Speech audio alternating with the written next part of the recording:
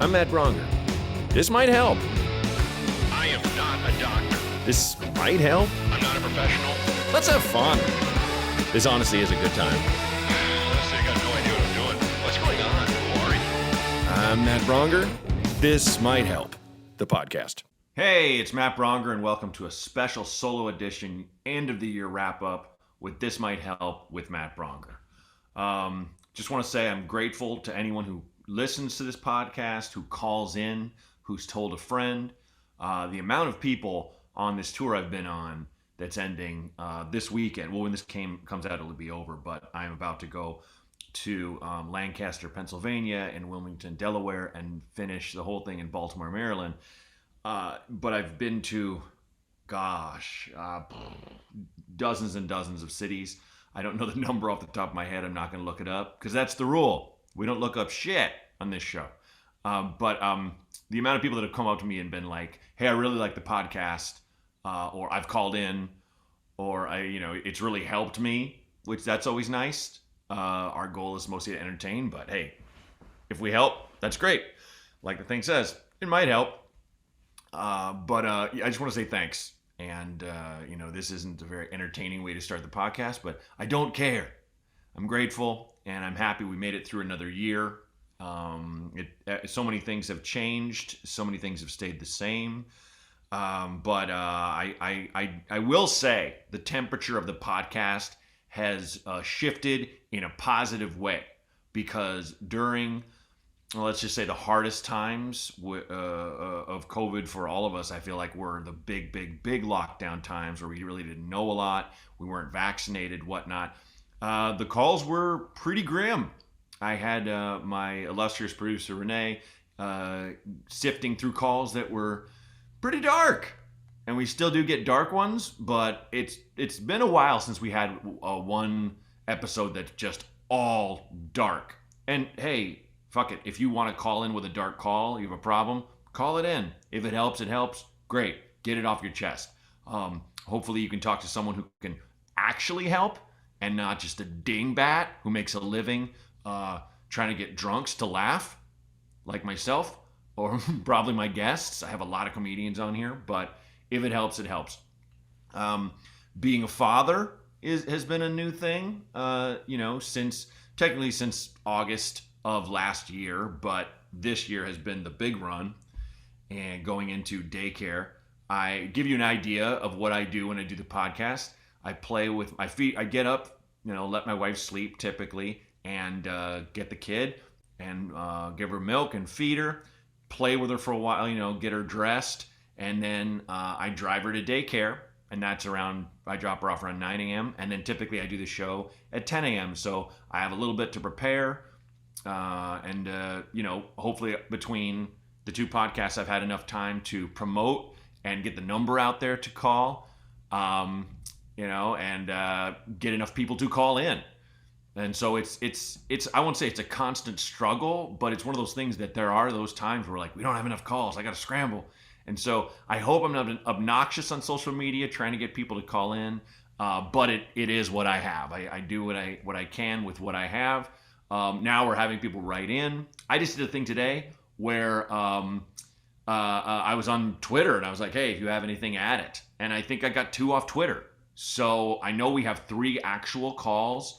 We have at least 4 write-ins on Instagram. Appreciate you guys writing in on Instagram, because then that's not anonymous. But I'm still not going to share your last name, so don't worry. And then I have 2 on Twitter. So pretty good amount of calls for this. Which was, we were not planning on doing this year-end wrap-up so soon. I did have a guest. They had to drop out because of voice problems. They have a show coming up. They're going to be on the show in weeks to come. But I was like, okay, let's just do the year-end wrap-up, which was Renee's awesome idea anyway. So yeah, I hope you had a good year. I had a good year. I hope the demons that talk in your ear at night and say you're worthless, I hope you told them to shut the fuck up, because you are worthwhile and you're a good person. If you're listening to this, you're fucking cool, because you're listening to a fucking cool podcast. So just tell that demon to shove it up his ass. All right? You tell him I said it. And of course, just like anyone, I fall prey to that voice and get sad and all this jazz and look back and wonder, oh, what could I have done differently, la, la, la. But all we have is now. So with that said, I'm wearing the greatest Christmas t-shirt of all time that a friend gave me. It just says Christmas is ribs. And it has what looks like a demented Santa. It looks like a really fucked up dude in a bar had a Santa outfit on, and it looks like he's eating someone's actual ribs out of their chest or something. Like, it's not a really good illustration, but I just love it because I can't wear it in public. I know that because people just stop me and go, what does that mean? And I always go, you know what it means. Christmas is ribs. I don't know what it means. My friend Brian McKee, who I grew up with and I love, gave it to me. And I asked him what it meant. This is probably 15 years ago. And he's like, I don't know. It's just Christmas is ribs. And I love it. So it's now too big to wear for me because I'm a little smaller than I was when he gave it to me. But I love it. And I'm just honored to wear it for those of you who watch the podcast and don't just listen to it. But if you just listen to it, I'm wearing a t-shirt that says Christmas is ribs.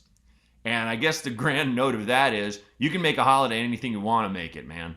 Just as long as you take care of yourself and you're with the ones you love, or you at least find a way to contact them and show them that you're grateful. I guess that's it. So with that, let's get to the very first call. Hey, Matt, this is Dave. Just saw your tweet about doing a year-end recap, and I was just working on a year-end recap for my work and plugging in all these goals and accomplishments, and really it's just doing the same thing every day. It's just, hey, what was new this year? Nothing. But you got any ideas for any goals I could put in there? Any BS to write in there to make myself look good? Thanks. Have a great year. Love you. Take care. Thanks, man. One thing that I've noticed with what I've been doing when I kind of do a personal recap of like what have I achieved, what have I gotten done. I'm thinking of I had a friend who was Scandinavian, and evidently Scandinavian people are very results oriented, I guess, and work oriented. And her, as she put it, her stern Scandinavian mother would greet her every day with, "So what have you gotten done today?" When they like talk on the phone, like, "What have you gotten done?" That's so intense. What have you completed in terms of today? What have you finished constructively? Like, not how are you, how you been, how are things? So intense. I tend to think of what have I achieved, and in my business, that's stupid. You know, I mean, I'm not Kevin Hart. I'm not Will Ferrell. Okay, I go out for things, or I don't go out for things, or I work on things that hopefully someone might buy. And like put it from my perspective, I've been writing this show with a friend of mine for over a year. We came up with the idea during the lockdown together, and we've just been banging it out. And mostly it's because of time management, because he's been on a bunch of different shows. He's what you call an actual writer. But it's like, oh, did we sell that show? No. Okay, is that a failure? Fuck no. Because I love it. I think it's a great piece of art, and I think people will love it. And I think we have a good chance of selling it. But we'll see. I might not. I've worked on writing jokes. I've failed a lot at that because I've had this hour forever, and I finally shot the thing, and 2 months ago, and I'm on the road still doing a lot of that hour because I don't want to waste people's time. You know, I've just been kind of trying to get stage time. It's all gradual, and that's just from the perspective of a comedian. I don't do what you do, probably. But I'm just going to guess. I'm going to guess, not guessed. Excuse me. I'm just going to guess that not everything you achieved was results. What you achieved was being around, working, hopefully keeping some perspective. I mean, these are like ethereal things, but you got to give yourself some credit, just like you have to take time for yourself. I feel like in our driven capitalist society we live in, man cue me smoking a joint right now, we are expected to always achieve by other people's standards. And if you're not, you're a loser. Like that term gets thrown around by losers. You know, if you look at life in terms of just winners and losers, you're a loser. I'm sorry. So I'm just saying, look, as long as you're taking care of yourself and you're doing what you love, or at least working towards doing what you love. So anyway, that would be my really weird esoteric list of things for you to put on your list of things you've done this year, the recap, positive things. You also mentioned goals. Write down something that scares you. Write down something you've always wanted to do. Write down a ridiculous one. Have a ridiculous one on there. I'm making that list. I'm putting shit on there that mathematically probably can't happen, but I'm going to go for it. You know, nothing like, I'm going to be an astronaut.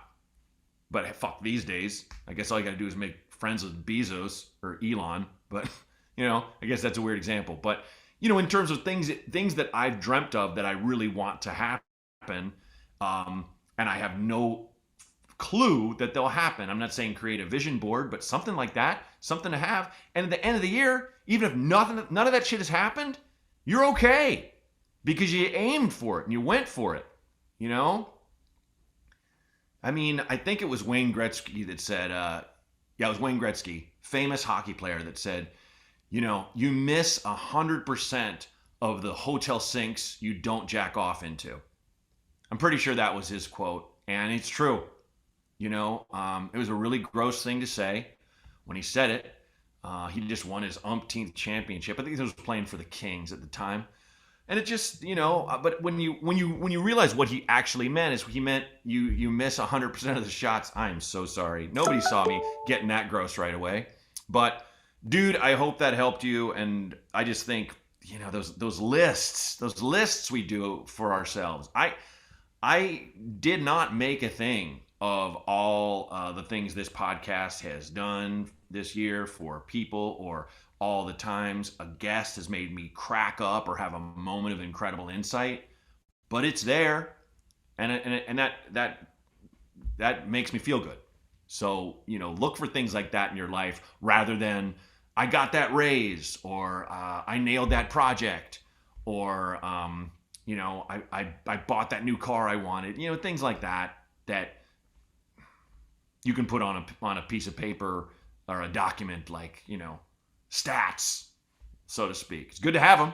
That's good. Don't get me wrong. Nothing wrong with winning by their perspective. But at the same time, let's just ease up on that a little bit. Okay? We've been through a lot of shit. So I hope that helps. Let's just go from the written one this time and bounce around. Usually I do the call-ins first. You know what I mean? And then I get to these. But we had a bunch, so I'm gonna zip in. So Z, I'll just call him Z, says, my wife is giving birth sometime between now and Thursday next week. Holy shit. All right, you're in for it. That's a weird time when you're just like, when's it happening? Can I have a beer? I don't think I can. What if I have to drive? Yeah, it's an odd time, and it's real easy to drive yourself crazy, but thankfully the birthing process is very long, and you'll know. I won't say lucked out having what we had, because it was COVID, and once my wife had reached her date of expectancy, we had to induce. And so I was a little lucky in terms of once we got there, we're like, let's go. We know exactly where we're going, but inducing is not easy and it takes a while. So just take heart in that, first off, that your wife will probably not be induced. Might be, but there's a better chance she won't. And strap in and don't let it drive you too crazy. Try to work on your anxiety. Easy for me to say, but I know men often lose their minds. If you can, get your hands on a book called Don't Just Stand There. It was given to me by a work colleague of my wife's and an old friend of mine. And it's like almost like it's like a children's book. Like the pages are hard cardboard, so you can hold it real sweaty. Like, I don't know why it's like that, but I guess it's because it's going to get beat up but I just gave it to a friend. He and his wife are about to have a kid, so I don't know. Welcome to the club, man. All I can tell you is do your research, be prepared, be there as much for your wife as you can. Rub her back, tell her she's great and gorgeous, and that you're in this together, and then just wait. I wish I had something better to tell you, man. Ew, that's crazy. But congratulations. Okay, here's a fun one from Steven. Did you ever get a fine for IKEA Heights? The show needs a reboot. That's very funny. No. For those of you who don't know, my friend Dave Seeger created a show for Channel 101. You can Google it. It's called IKEA Heights. It was a show we shot illegally inside of several IKEAs about 10 years ago, and maybe longer, maybe 12 years ago. But I played Detective Mathis, and I was like the angry homicide detective of what I thought was a horrible neighborhood called IKEA Heights, and it wasn't horrible. Randall Park was also in it, who's now famous. Bunch of other folks, and it was a blast. But I felt more anxiety doing that than I have almost any other performance, or I've been on stage in front of thousands and thousands of people and felt less nervous than I did, because I'm just waiting to get arrested while they're filming me in this, sitting in this dinette set yelling into a phone while shoppers walk around me. And they were IKEA, the company was very, very forgiving. They would kick us out. The last time we got walked out by a police officer, we did not get arrested, but we were told in no uncertain terms, do this again, you will. And that's when we stopped. They had our pictures in all the managers' offices. So it's a monster hook, the idea for that show. But no, so we never got a fine. And shout out to IKEA, an honorable company that never. Target I probably would have still been in jail if we were doing it in Targets. I don't know. I'm not saying Target's that shitty. I don't know. I'm just guessing. I don't know why they were so nice to us, IKEA. But show needs a reboot. No, I'll never do that again. Never, never, never. I have too much to lose now. But I don't regret doing it. But I remember leaving and being like, oh, I need a drink. Okay. That moment. And they were so kind. We'd be like, hey, you guys can't do that in here. Like, I'd hear that and be like, I don't like doing hidden camera shit anyway. So to do it illegally, fuck me. Okay, so let's roll the second call. Hi, my name's Norm. I had a question regarding how you deal with disappointment at a workplace. I'm at a workplace that I used to really enjoy, and I didn't even get considered for what would have been a natural step promotion for me, and it would have been a good career move, and it would have been a lot of stuff that I really wanted to do. But I don't have any blemishes on my record. I'm actually, I've gone to, I think, the right people at my company over this, and in HR and supervisors and things like that. And I'm getting a whole lot of kind of non-answers and nothing that I can do about it, of course. And I'm not, I guess I'm not looking to change the course of this. There's nothing I can do about that. I've accepted that, but I'm just trying to figure out how to be at this place now without all this anger and frustration and resentment that I've had inside me now for a couple of months over it. It hasn't gotten better. Thanks. Dude, thanks for calling in. I could not identify with you more.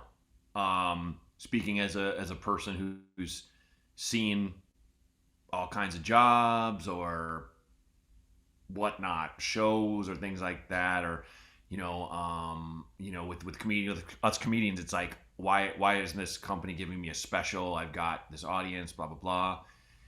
Not to be like, I'm not going to say some shit like that's how the cookie crumbles. Sometimes you probably have an actual. I'm sure everything you said, you have the credentials.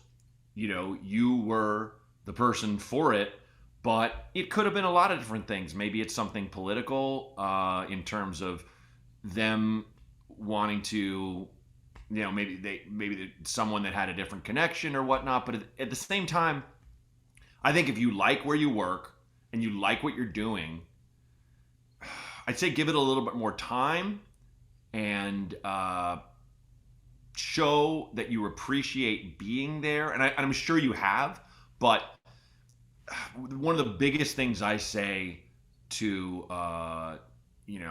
comedian friends of mine is like, it's never, you have to try at all costs to not be bitter and add that stink to the atmosphere. I'm not saying fucking just hang on and chase that carrot on a stick, because I think you'll know when they're stringing you along. And I don't necessarily think they're stringing you along. The non-answers thing, that's fucking frustrating, and I get that. And that's really goddamn tough. But I think right now, since someone else got the gig, just let it go and wait for the next one to come along. If you really like working there, I just think that's a really rare thing these days. I think a lot of people are quitting their jobs because they're realizing, I hate this. And if you like your gig and you're getting paid enough for now, even though that one thing you might have been ideal for, just look, I got an email yesterday that really, really made me angry, where I felt like, I won't get into it, but I wanted to write the person back. And I had nothing against this person, but what they were giving me was kind of bullshit. And I wanted to write them back and go, wait, but why this, why this, why this? But I've talked about this in the show. I've written angry emails. When people read them, it feels like a death threat. Even if you're just like, what I don't understand is like, if you said it, they can hear in your tone of your voice, you're not angry, you're not like blah, blah, blah.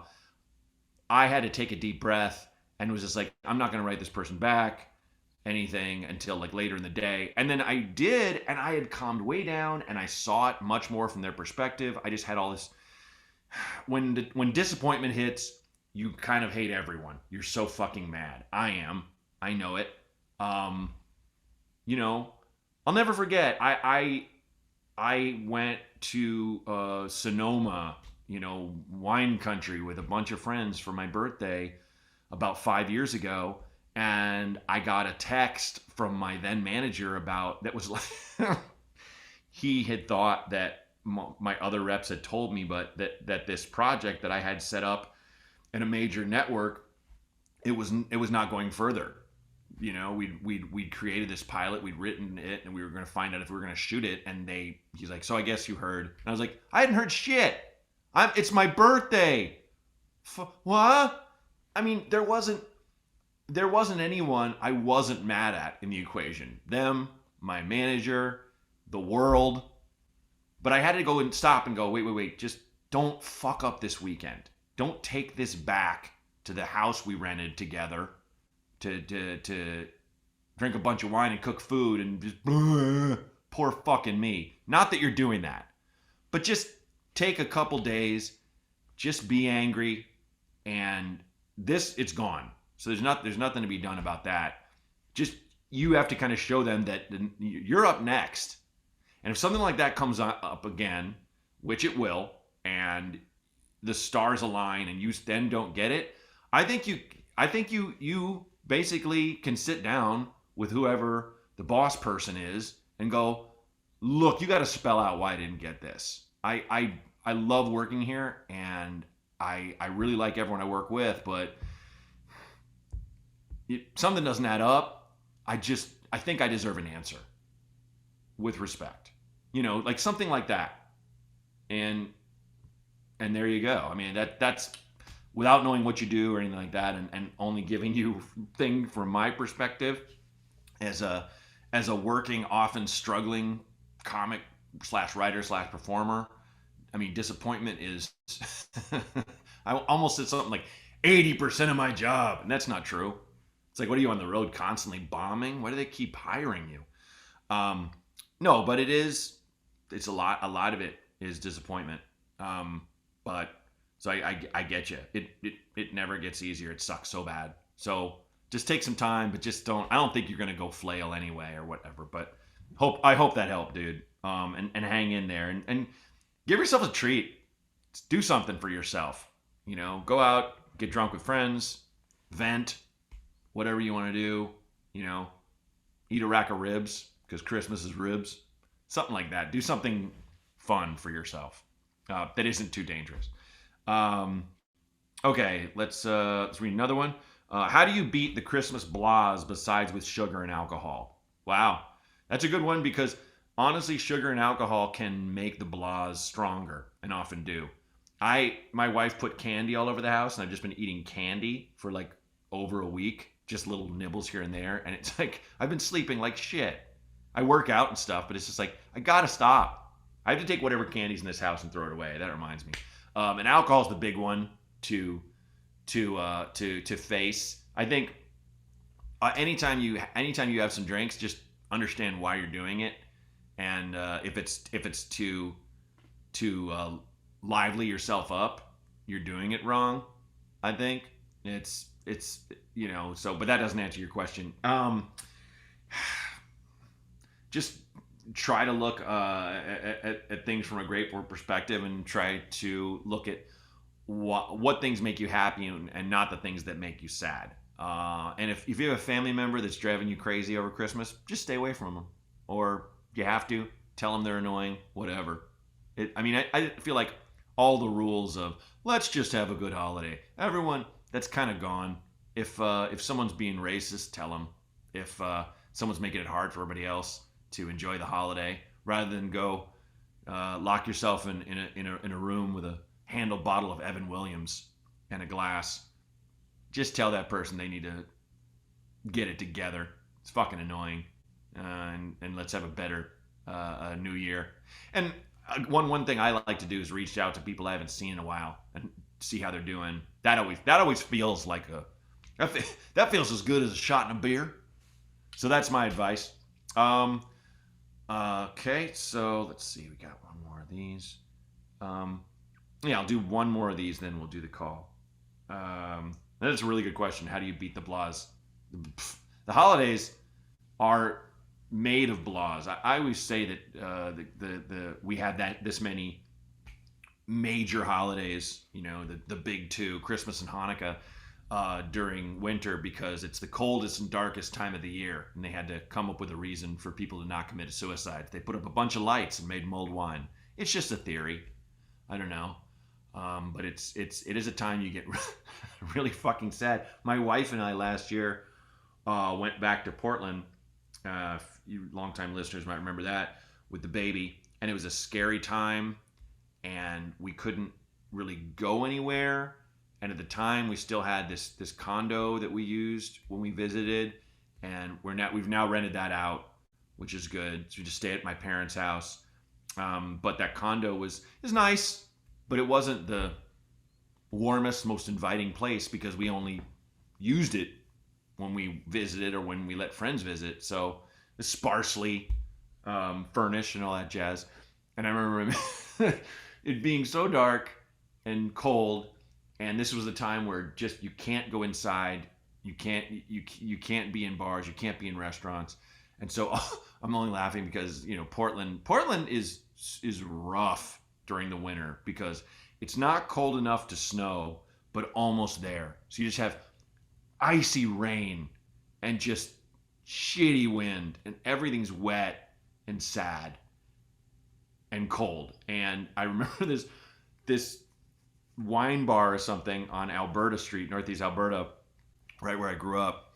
Like it was having mulled wine nights where they put heaters out, and so the people are shivering, like, at least we're together, because everyone wanted to hang out, but they had to hang out outside, and it was so fucked. And I was listening to a bunch of Christmas music I'd never really got into, and I used to play. There's a song by Dolly Parton called Hard Candy Christmas from the Best Little Whorehouse in Texas soundtrack. I love it. It's a great song, but it's such a fucking sad song because she's just like, Lord, it's like a hard candy Christmas. I'm barely making it through. She's just, you could tell it's this woman who's just like alone in her house and just being like, the lyrics, I know I'll be fine and dandy. Lord, it's like a hard candy Christmas. I'm barely making through. Like, oh, Dolly, what happened? It's a great song, but my wife, anytime it comes on now, she's like, you have to skip this song. And it reminds me of last year. So that doesn't come across as often as it should with the way they talk about Christmas. It's just a great time for family to get together. And what if you don't have that family? What if you don't have friends to be with? What if you're just thinking about how dark and cold it is and you're mad at the lights? So this is the time of year to really give yourself some credit and to like yourself. I'll say that. So, okay. Let's see. McKenna says, having a hysterectomy. Ooh, and what can I do for my husband while my coochie is healing? Parentheses, 8 weeks. Sorry. Didn't expect to see the word coochie after there. McKenna, I don't think you need to worry about your husband. It's, men are simple folk. I think I mentioned Wayne Gretzky's quote. Men can handle themselves when it comes to those specific kinds of needs. I think it's time for your husband to take care of you, to look after your needs, make sure you're comfortable, make sure you have the drugs you need, and maybe if you guys are some super freaks, which respect, if you guys like to F a bunch, take care of each other's V and P, maybe now's the time to hang out and talk more, listen more, watch some movies. I think that's awesome that you're like, what can I do for my husband? My vagina isn't working right now, or is out of business. That's really sweet, but I think don't worry about it. Now's your time to just recover. That's all. Recover. Eat a bunch of delicious food. Okay. Have a glass of wine if you like. Maybe even smoke some dope if that's your thing. If you guys are super freaks, you probably smoke dope. Most people I know, they're like, yeah, I go to orgies. Yeah, I like pot. Same folks. So hope that helped and really made me laugh. But good luck with the procedure and get well soon. All right, let's roll the third and final actual call. I would love some advice for my career. I just moved to a small town. I've been at this job for 2-3 weeks and found out they have cockroaches and rats. I want to know, should I stick through it and try to clean up the place that I've heard that they've had roaches for 6 years, or do I leave and start all over again? Okay, thanks. This is Cynthia. Bye. Okay. Hey, Renee, can we play that one more time? I would love some advice for my career. I just moved to a small town. I've been at this job for 2-3 weeks and found out they have cockroaches and rats. I want to know, should I stick through it and try to clean up the place that I've heard that they've had roaches for 6 years, or do I leave and start all over again? Okay, thanks. This is Cynthia. Bye. Jesus, Cynthia, I'm so sorry you have to deal with that. Well, don't deal with that. That's inhuman. And frankly, I don't look this shit up, as I always say, but I think it's illegal. I think not necessarily, maybe the Better Business Bureau, I'm not sure, but that is, you have to, if you have an employer and you're going to the job, it's not your house, you're not working remotely, they can't have roaches and rats. That's the deal, man. You said a small town. You did not say any of the 5 boroughs of New York. No disrespect. Where that is often a huge problem, that it's a constant battle. You get rid of them, they come back, things like that. It just sounds like everyone's looking the other way to save on costs. So you have to leave anyway if this is going to keep going. So say something. Say, look, everybody else noticed this shit or whatever. Mention it. Mention it to your coworkers. Talk about it. Bring it up. Say, I don't feel safe. I wouldn't feel safe. God, that's scary. Especially the rats. Roaches are gross, but rats, they can bite you. That's a safety issue. And the disease they carry, or infections, blah, blah, blah. So yeah, no, you have to. Don't stick it out, Cynthia. No fucking way. No way. You have to say something. And if you have to start over again, that sucks. And I'm very sorry that you moved there for that. But if they fire you, talk to a lawyer. There are lawyers who will work on spec and will, take them to court and get some sort of, payment from them, and then they get paid. You don't have to pay them till then. They take a percentage. So it's something to think about, and I think your employer knows that. And yeah, no, you can't. They have to call an exterminator, or you walk. It's unsafe. I mean, easy for me to say, but God, I'm so sorry you're dealing with that. And the fact is, you sound upbeat. It's like, yep, but do I do this or do this? Anyway, thanks. Hey, easy come, easy go. I'm Cynthia. I would be furious, and I'm sure you are, but Jesus, that's rough. Okay, so hope that helps, and God, hang in there. Okay, so let's see. Carrie said, I have neighbors who like to hang around all day and night right above me. Or bang around. Excuse me. I have neighbors who like to bang around all day and night right above me. Hang around all day above me. Yeah, they live above you. They can hang. No. Bang around? No. Had to call security and cops on them multiple times to try and stop the noise, to no avail. Any advice how to deal with them? I would call when I'm dealing with a cold right now. Oh, that's nice. That's okay. You don't have to call. You wrote in. Nice, Carrie. Yeah, that blows a donkey's ass. That's something that drives me so crazy when someone's just being loud all the time, especially at night. And it just, that's, oh God, I can't handle that shit. So you're speaking my language.